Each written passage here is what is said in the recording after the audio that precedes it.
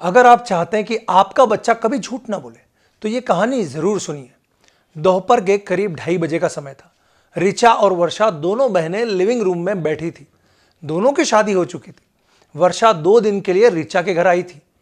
Coffee की खुशबू, पुराने दिनों की बातें और ढेर सारी हंसी। पूरा घर खुशियों से भरा हुआ था। तभी दरवाजा खुला। ऋचा का बेटा विनीत स्कूल से घर लौटा। 3rd क्लास में पढ़ने वाला वो नटखट बच्चा आज कुछ अलग ही दिख रहा था। उसका स्कूल का शर्ट पूरी तरह गंदा था, मिट्टी से सना हुआ था। ऋचा ने जैसे ही देखा वो तुरंत खड़ी हो गई। विनीत, ये क्या हाल बना रखा है? विनीत ने डरते हुए पर सच सच कहा, मम्मी, स्कूल में जतिन से लड़ाई हो गई। उसने गलत बोला था तो मैंने भी उसे मारा। उसने मुझे गिरा दिया, इसलिए मेरा शर्ट गंदा हो गया। ऋचा गुस्से में बोली, मैंने कितनी बार कहा है जतिन से बात मत करना, कितनी बार कहा लड़ाई मत करो, कुछ समझते ही नहीं है।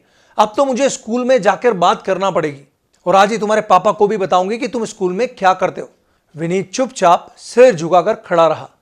ऋचा उसे अंदर लेकर गई, कपड़े बदलाए और खाना खिलाया। थोड़ी देर बाद ऋचा फिर लिविंग रूम में आई और दोनों बहनें की बातचीत फिर से शुरू हो गई।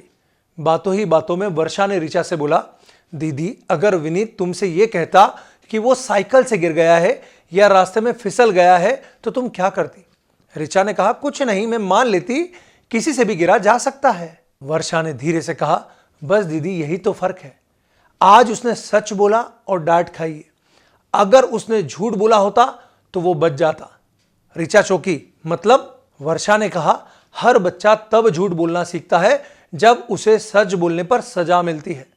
आज विनीत ने सीखा कि सच बोलने पर मम्मी गुस्सा करती है।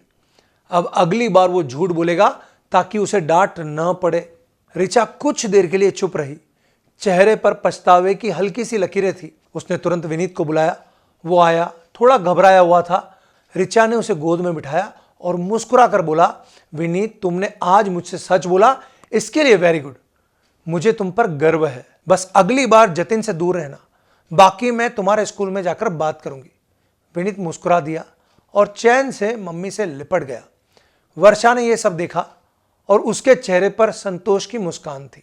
इधर ऋचा ने कहा, पता नहीं क्यों हम मम्मी पापा जल्दी गुस्सा कर बैठते हैं, लेकिन ये नहीं सोचते कि उस गुस्से का असर हमारे बच्चे के दिमाग में कितनी गहराई तक चले जाता है।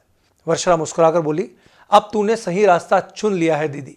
दोस्तों, बच्चे झूठे नहीं होते, लेकिन जो माता पिता ज्यादा स्ट्रिक्ट होते हैं, सच बोलने पर भी डांटते हैं, उनके बच्चे झूठ का सहारा लेना सीख जाते हैं।